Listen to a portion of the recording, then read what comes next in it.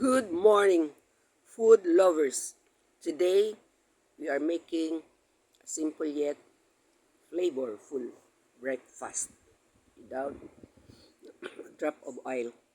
First, heat your frying pan to a medium temperature. Now, lay fresh banana leaf on the pan. Listen to the gentle sizzle on the leaf warms up. Carefully crack an egg onto the leaf. Watch as it cooks to perfection, absorbing a subtle earthly aroma. The edges firm up beautifully, and the yolk slip delightfully rich. And watch breakfast without comforting cup and bread, a steaming cup of chocolate or coffee. Let the warmth fill your senses. Take a taste, sip, and enjoy the magic of natural oil-free breakfast. Let's eat, guys!